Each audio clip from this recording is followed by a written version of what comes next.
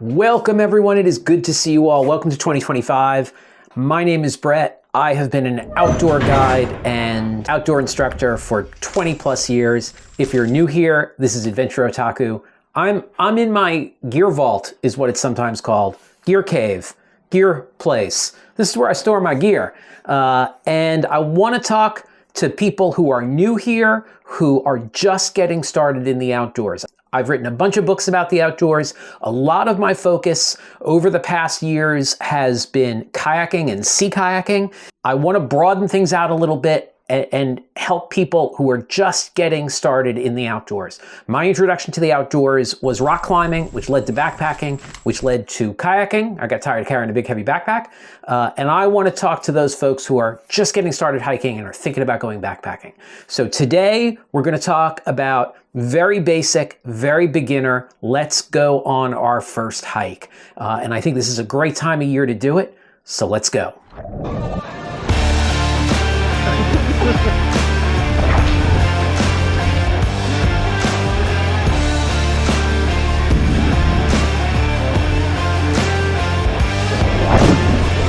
Okay, let's talk about what we need for our first hike. We're going to talk about gear in a few days, like 3 days. Another video is going to come out that is going to be all about the gear you need for your first hike.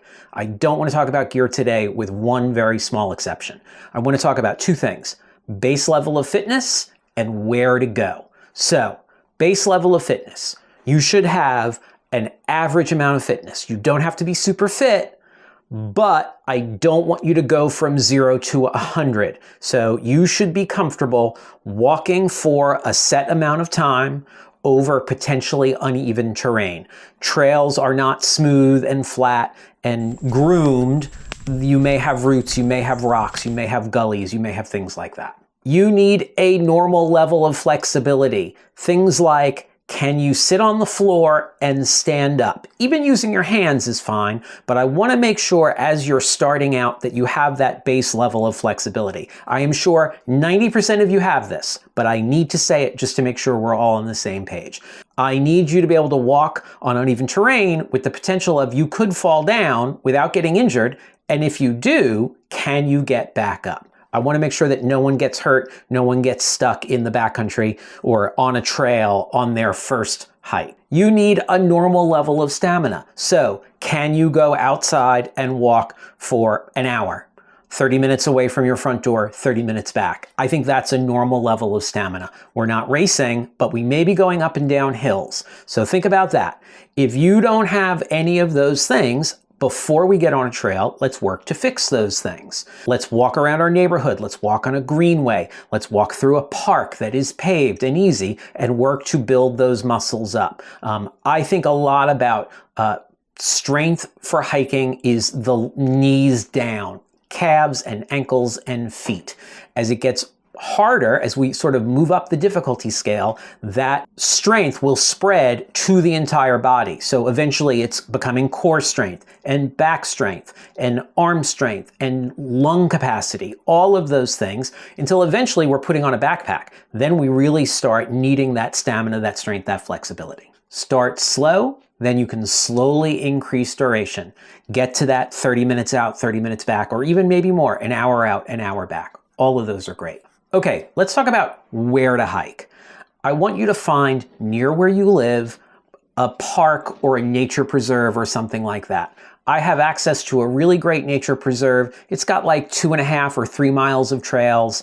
They can be loops. There are actually multiple loops that intersect, but you could also just do a straight out and a straight back. So a loop will take you back to where you started without covering ground you've already covered, whereas an out and back is, I'm going to walk 30 minutes out on a trail, I'm going to walk 30 minutes back to the trailhead. Ideally, I think that you should start walking out and back, and you could even do that on a loop trail by just turning around, because this gives you familiarity with where you are. You know what it looks like. You know how far, based on landmarks and things like that, how far you are from where you started. And you can judge your comfort level and your fitness level and your strength and realize, hey, I'm getting tired. Maybe 30 minutes was too far. Let's turn it around. Let's head back now. When we get to the point where we feel like we're comfortable walking 30 minutes, 45 minutes, an hour, then let's start working on a loop. I think both of those are great. I really love loops because I don't like seeing the same real estate twice. In the beginning, I think it's a good idea to do an out and back until you can build that stamina. I want to talk a little bit about safety. As I said, in a few days, I'm going to release another video that's just talking about gear,